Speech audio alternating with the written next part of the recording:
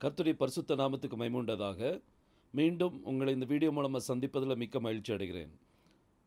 நிறைய கேள்விகள் கர்த்தருடைய நாமத்தை குறித்து வந்துகிட்டே இருக்குது. அதுக்கு கர்த்தருடைய நாமத்தை நான் ஸ்தோத்திரிக்கிறேன். இதனுடைய விளக்கத்தை குறித்து ஒவ்வொரு வீடியோக்கள்லையும் நம்ம பார்த்துக்கிட்டே வர்றோம். இன்றைக்கி ஒரு விளக்கத்தை குறித்து நம்ம பார்க்க போகிறோம். இஸ்ரவேல் ஜனங்கள், அதாவது எபிரேய மொழியில் தேவன் அப்படிங்கிற அந்த வார்த்தை எப்படிலாம் அவங்க பயன்படுத்துகிறாங்க அப்படிங்கிறத நான் உங்களுக்கு சுருக்கமாக உங்களுக்கு சொல்ல போகிறேன். பாருங்கள், அவங்க முதலாவது பயன்படுத்துகிற ஒரு வார்த்தை என்ன அப்படின்னா, ஏல் அப்படிங்கிற வார்த்தையை பயன்படுத்துவாங்க. இது ஏற்கனவே நம்ம பல வீடியோக்களில் பார்த்துருக்குறோம். ஏல் அப்படிங்கிறதுல மொத்தம் 2 எழுத்து உண்டு. ஒன்று ஆலஃப், அடுத்தது லேமேட். இந்த 2 சேரும்போது அது ஏல் அப்படின்னு சொல்லுவாங்க. இன்னொரு வார்த்தை, தேவனுக்கு இன்னொரு வார்த்தை என்ன சொல்லுவாங்க அப்படின்னா, எலா அப்படின்ட்டும் சொல்லுவாங்க. ஆலஃப், லேமட், அடுத்தது ஹே. ஸோ இதுதான் அல்லா அப்படிங்கிற வார்த்தையும் அதில் தான் வரும். இதில் இந்த 3 எழுத்து சேர்ந்தது தான் எலா அப்படின்னு சொல்லுவாங்க. மூணாவது எலோஹிம் அப்படிங்கிற வார்த்தையை அவங்க பயன்படுத்துவாங்க. எலோஹிம் அப்படிங்கிற வார்த்தை. அடுத்தது எலோஹே அப்படிங்கிற வார்த்தையும் என்ன செய்வாங்க, பயன்படுத்துவாங்க. இப்படி தேவன் அப்படிங்கிற வார்த்தைக்கு இப்படி பலவிதமான வார்த்தைகள் என்ன செய்வாங்க, பயன்படுத்துவாங்க. ஏல், அடுத்தது எலா, எலோஹிம், எலோஹே இப்படிங்கிற வார்த்தையை பயன்படுத்துவது உண்டு. இன்னும் அது இல்லாமல் இன்னும் ஒரு சில வார்த்தைகள் உண்டு. அதாவது அடோனாய், என் கர்த்தர். அடோன் அப்படின்னா கர்த்தர், அடோனாய் அப்படின்னா, அடோனி அப்படின்னா என் கர்த்தர் அப்படின்னு சொல்லி வரும். இப்போ அடோனாய் அப்படிங்கிற வார்த்தையை அவங்க பயன்படுத்துவாங்க. இதை தான் நம்ம தமிழில் என்ன சொல்கிறோம், கர்த்தர் அப்படின்னு சொல்லி நம்ம சொல்கிறோம். அடோனாய் அப்படின்னா என்னது, கர்த்தர்.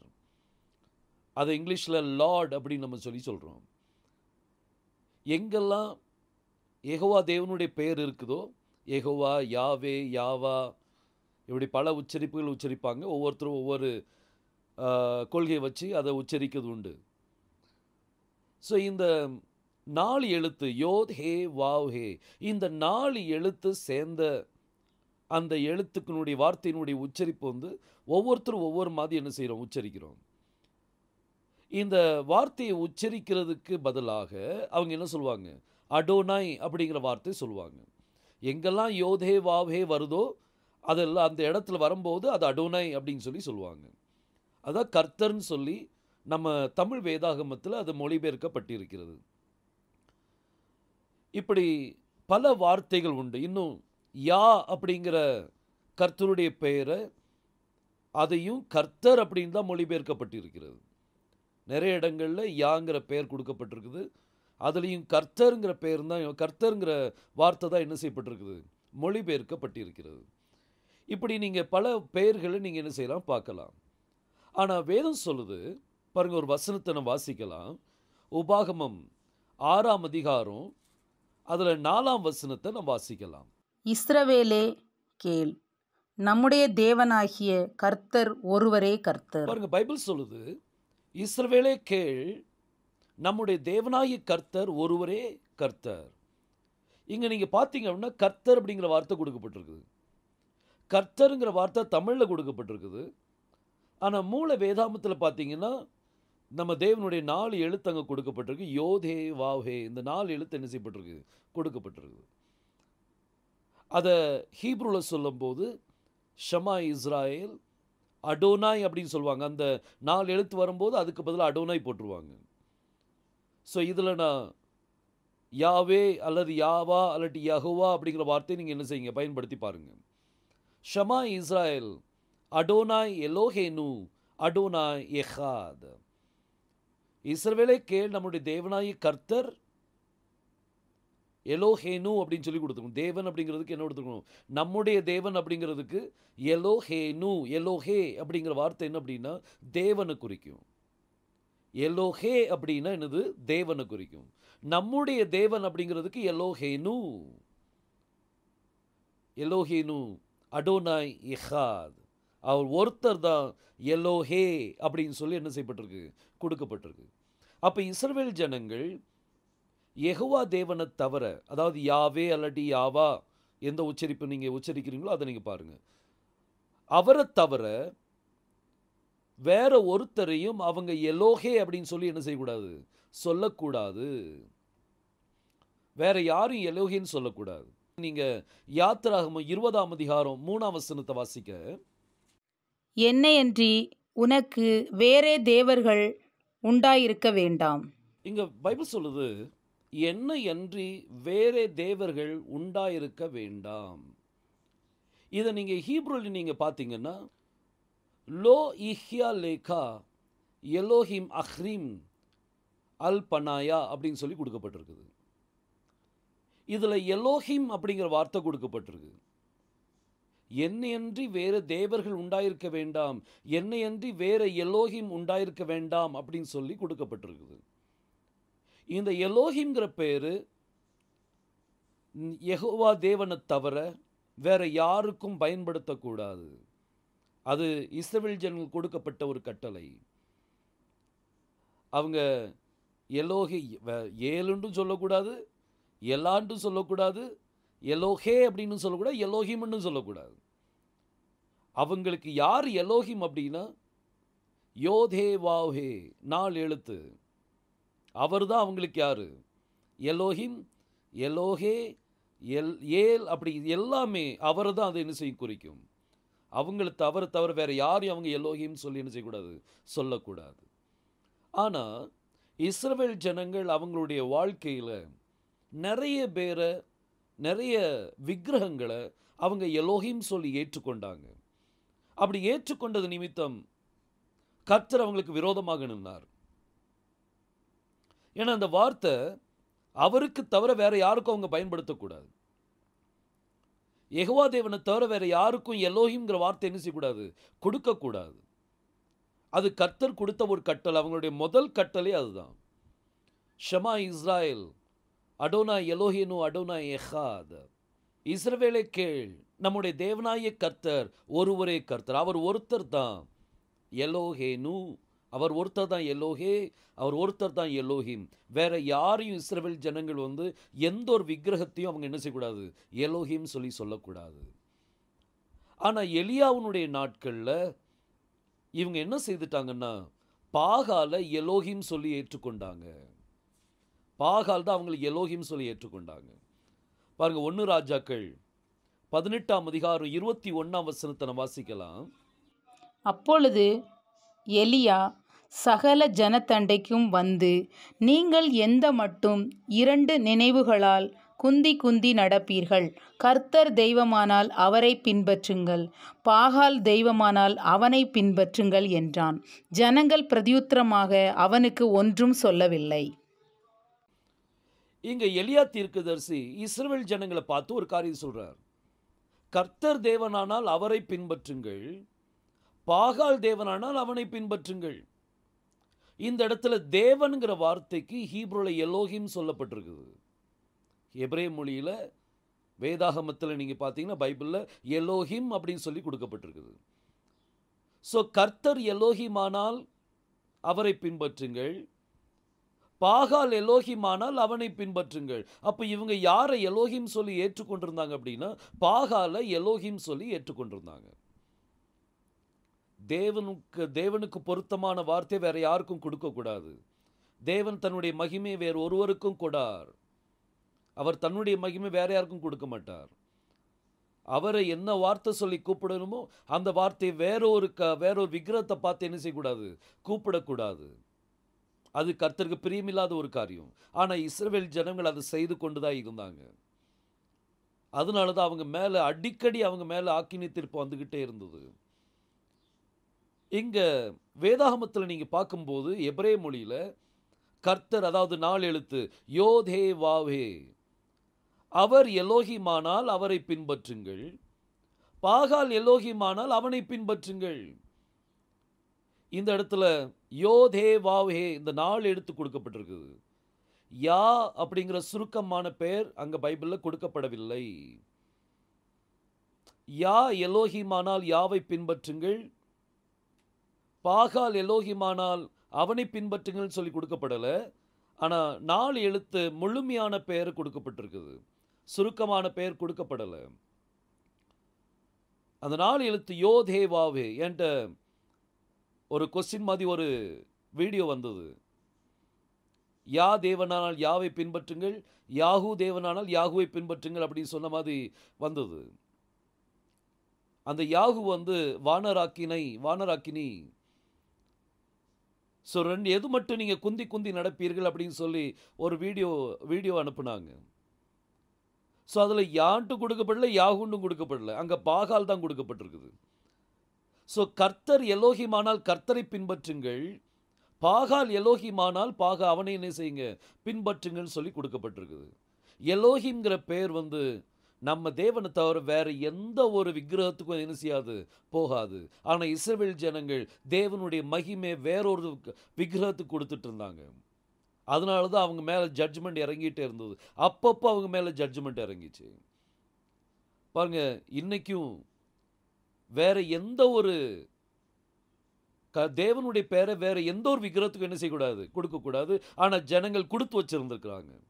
அதனால தான் இன்னைக்கு நிறைய பேர் என்ன சொல்லுவாங்கன்னா, அந்த விக்கிரகத்துக்கு இந்த பேர் இருக்குது, அப்போ நம்ம தேவனுக்கு அந்த பேர் இருக்காது அப்படின்னு சொல்லுவாங்க. நம்ம தேவனுடைய மகிமை வேறொரு விக்கிரகத்துக்கு கொடுத்து வச்சிருக்கிறாங்க. அது அவனுக்கு சொந்தமானது அல்ல, அது நம்ம தேவனுக்கு சொந்தமானது. அதனால தான் கர்த்தருடைய 4 எழுத்து, அந்த 4 எழுத்தை நீங்கள் போர்டில் பாருங்கள். அதில் முதல் 2 எழுத்து யாவை குறிக்கும். யாங்கிற பேரு கூட நிறைய பேர் பயன்படுத்துகிறாங்க, விக்கிரகத்துக்கு பயன்படுத்துகிறாங்க. இது அப்படி வராது. தேவனுடைய மகிமை வேறொரு காரியத்துக்கு கொடுக்க முடியாது. ஆனால் காலகாலமாக ஜனங்கள் அதுக்கு ஒரு பேரை கொடுத்து வச்சிருக்கிறாங்க. விக்கிரகத்துக்கு நம்ம தேவனுடைய பேரை சூட்டியிருக்கிறாங்க. இன்னும் தமிழில் கூட நீங்கள் பார்த்தீங்கன்னா நிறைய பேருடைய பேர் சுப்பையான் இருக்கும், கடைசியில் யாதான் முடியும். அது யான் முடிகிறதுனால அது வேறொரு கடவுளுடைய பேர், இது நம்ம தேவனுடைய பேரை வராது அப்படின்னு நம்ம சொல்ல முடியாது. கருப்பையா லாஸ்ட்ல யால தான் முடியும். அதனால அது நம்ம தேவனுடைய பேர், அது அங்கே கொடுக்கப்பட்டிருக்கு, அதனால நம்ம தேவனுடைய பெயர் வராது அப்படின்னு சொல்ல முடியாது. நம்ம தேவனுடைய மகிமை வேறொரு விக்கிரகத்துக்கு கொடுத்து வச்சிருக்கிறாங்க. அதே மாதிரி முதல் 3 எழுத்து 2 எழுத்து யா, இந்த மகிமை, இந்த யாங்கிற பெயருடைய மகிமை அவரை தவிர வேற யாருக்கும் கொடுக்கக்கூடாது. யெகோவா தேவனுக்கு மட்டும்தான் அந்த யாங்கிற வார்த்தை பொருந்தும்.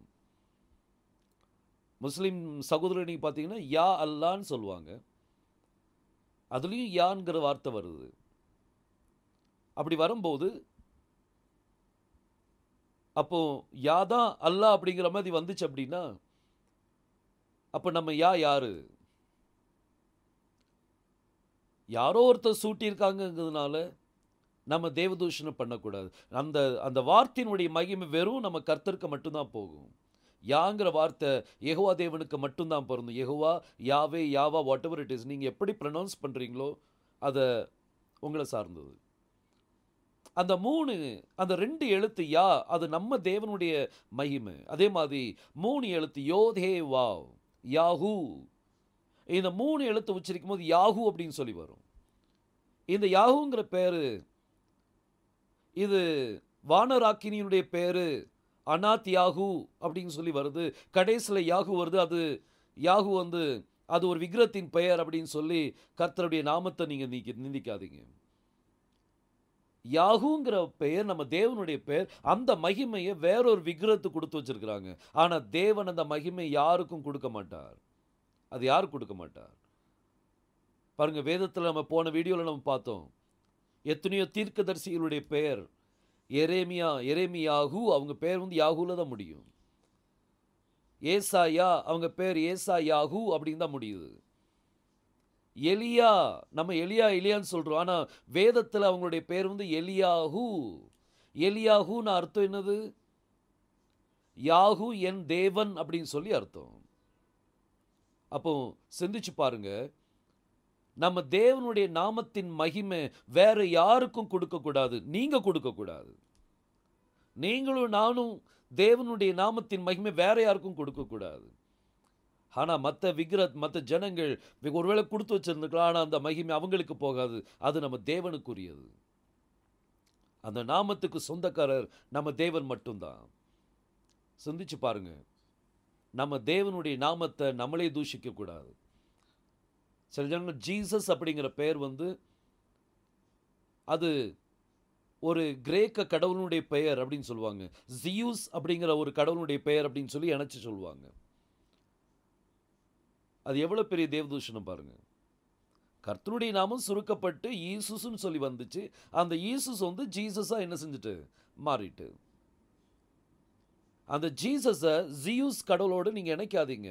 அது பிளாஸ்பெமி ஆயிரும். அது கர்த்தருக்கு விரோதமான பாருங்க, நீங்க ஒரு தேவதூஷணமா மாறிடும். நம்ம அந்த வார்த்தையை செய்யக்கூடாது. ஜீசஸ்ன்னு சொல்லி கூப்பிட்ட உடனே பாருங்க, யெகோஷுவாங்கிற பேர் தெரியறதுக்கு முன்னாடி நம்ம என்ன பேர் சொல்லி கூப்பிட்டோம்? இயேசுன்னு சொல்லி கூப்பிட்டோம், ஜீசஸ் சொல்லி கூப்பிட்டோம். ஜீசஸ் அல்லது இயேசுன்னு கூப்பிட்டோன்னு யார் உங்க கண்ணீரை துடைத்தா? கிரேக்க கடவுளா துடைச்சார்? இல்லை இல்லை இல்லை, யெகோஷுவா தான் துடைச்சார். நம்ம தேவனுடைய நாமத்தின் மகிமை வேற யாருக்கும் கொடுக்க மாட்டார். இப்போ தமிழ்நாட்டில் ஈசா யோகா மையம் இருக்கு. ஈசா யோகா மையம். இப்போ ஈசான்னா என்னது? முஸ்லீம் ஜனங்கள் நம்ம ஏசப்பாவை எப்படி கூப்பிடுவாங்க? ஈசான்னு கூப்பிடுவாங்க. அப்போ இந்த விக்கிரகத்தின் பேரையும் இது நீங்கள் இணைக்க போறீங்களா? அப்படி கிடையாது. நம்ம தேவனுக்குரிய நாமத்தை வேற யாருக்கும் நீங்களும் நானும் கொடுக்கக்கூடாது. நம்ம அவருக்கு மட்டும்தான் மகிமை செலுத்தணும். இந்த உலகத்தின் ஜனங்கள் அது அவங்க அறியாமல் அவங்க செய்து கொண்டு இருக்கிறாங்க. ஆனால் நீங்களும் நானும் அறிந்தவர்கள், நம்ம தேவனுடைய நாமத்தின் மகிமை அவருக்கு மட்டும்தான் கொடுக்கணுமே ஒழிய வேற யாருக்கும் எனக்கு செய்ய கொடுக்கக்கூடாது. பாருங்க, இந்த 4 எழுத்து யெகோவாங்கிற 4 பெயர் யோத் ஹே வாவ் ஹே. இந்த 4 எழுத்துல முதல் 2 எழுத்து யா அப்படிங்கிற உச்சரிப்பு வரும். 3 எழுத்து யாஹூ அப்படிங்கிற உச்சரிப்பு வரும். இதை உங்களால் நீங்கள் ஏற்றுக்கொண்டு தான் ஆகணும். ஏன்னா நான் வேதபூர்வமாக கொடுக்குறேன், சரித்திரத்திலேருந்து நான் எடுத்து கொடுக்கல. வேதாகமத்திலிருந்து எடுத்து கொடுக்கும்போது வேதாகமத்தின் பிள்ளைகள், வேதாகமத்தை விசுவாசிக்கக்கூடிய பிள்ளைகள் இதை கண்டிப்பாக என்ன செய்வாங்க? விசுவாசிப்பாங்க. போன வீடியோவில் நான் சொன்னேன், தாவீது ஹல்லேலூயா அப்படின்னு சொல்லி சொன்னார். அதே சமயம் தன்னுடைய பிள்ளைக்கு, தன்னுடைய மகனுக்கு என்ன பேர் வச்சார்? அதோனி யாஹூ அப்படின்னு சொல்லி வச்சார். கடைசியில் என்ன வந்துச்சு? யாஹூ. அப்போ யா அடுத்தது யாஹூ ரெண்டுமே பயன்படுத்தி இருக்கிறார், தாவீது பயன்படுத்தி இருக்கிறார். சிந்திச்சு பாருங்க. ஸோ கர்த்தருடைய நாமத்தை நம்ம நிந்திக்க கூடாது. கர்த்தருடைய நாமத்தின் மகிமை நம்ம அவருக்கு மட்டும்தான் என்ன செய்யணும்? கொடுக்கணும். இன்னைக்கு இந்த உலகத்தில் எத்தனையோ பேர் நம்ம தேவனுடைய பெயர் கொத்த பெயர்கள் வச்சிருப்பாங்க. ஆனால் அதை வச்சு நம்ம எதுவும் செய்யக்கூடாது. இப்போ நான் உதாரணத்துக்கு ஈசா யோகா மையத்தை சொன்னேன். அதே இது முஸ்லீம் ஜனங்களும் யெகோஷுவாவை ஈசான்னு தான் சொல்லுவாங்க. ஸோ இது ரெண்டு ஒன்று தான் அப்படின்னு சொல்லி கடைசியில் கணக்கு போடக்கூடாது. வரக்கூடிய ஒருவேளை கர்த்தருடைய வருகை தாமதிக்குமானால் ஒரு 200 வருஷம் 300 வருஷம் அப்படின்னு ஆயிட்டு அப்படின்னா அன்னைக்கு இருக்க ஜனங்கள் இந்த ஈசாவையும் அந்த ஈசாவையும் இணைச்சி தான் பேசுவாங்க. அது அப்படி இல்லை. கர்த்தருடைய நாமம் நிந்திக்கப்படுவதற்காக அல்ல, அவருடைய நாமம் மகிமைப்படுவதற்கு. ஆனால் பிசாசு என்ன செய்யறான் அப்படின்னா, அவன் தேவனுக்கு சமமாக இருக்கணும்னு நினைக்கிறான். அதுக்காக தான் மேலே ஏறி போனான். அவன் போனதே எதுக்குன்னா தேவனுக்கு சமமாக இருக்கணும்னு மேலே ஏறி போனான்.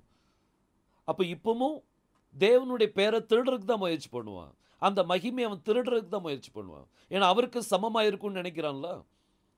அப்போ அவருடைய நாமத்தை திருடுறதுக்கு தான் அவன் முயற்சி பண்ணுவான். ஸோ அந்த நாமத்தை அவன் பயன்படுத்துறதுனால இது தேவனுடைய நாமம் கிடையாதுன்னு சொல்லாதீங்க. தேவனுடைய நாமம் தேவனுடைய நாமம் தான். ஸோ இந்த கர்த்தருடைய 4 எழுத்துல முதல் 2 எழுத்து யா, அது அவருடைய சுருக்கமான பெயர். அடுத்த 3 எழுத்து யாஹூ, அதுவும் அவருடைய பெயர் தான்.